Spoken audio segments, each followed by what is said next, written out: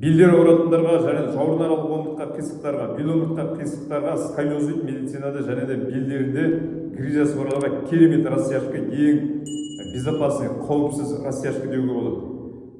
Екі жағына да бірдей жасаймыз.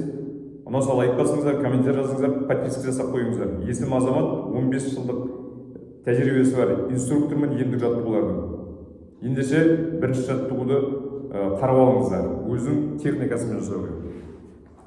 Міне, қырынан көрсетем, мына жағын көрсетем, бірінші көріну үшін міне, осылай алдыңыз. Мысалы, крючок міне, мына жерден ілдіңіз.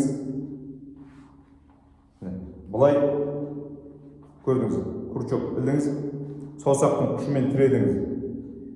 Қараңыз, осылай біреу 20-30 рет, екеу, үшеу, мына аяқты жібермейміз, седалыш жіберіп бәрі жұмыс жасайды. Төртеу, осылай 20-30 рет. Егер жетпесе қолды кішкене алға қарай жеткізу болады. Міне, мойын бәрі, мойын омыртқа, жауырынаралық омыртқа бәрі жұмыс жасайды. Осылай 20-30 рет жасадыңыз. Дене алға қарай. Екінші положение соны. Осылай ұстап алдық, саусақтың ұшымен тіредік. Егер қиын болса, міне осылай, міне қолымызды бүгіп, осылай, міне осылай 30 секунд 1 минут тұрамыз. Жай жібереміз. Енді екінші жағын көрсетем. Түсінікті болу үшін осылай ілдік. Аяқты бүктік. Сәл міне. Енді келесі жағына.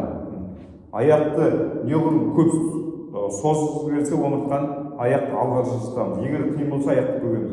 Осылай мысалы 20-30.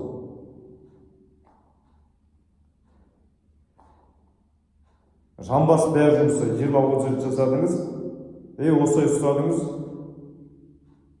Бұлай 30 секунд 1 минут. Басы тіке ұстауға тырысу керек.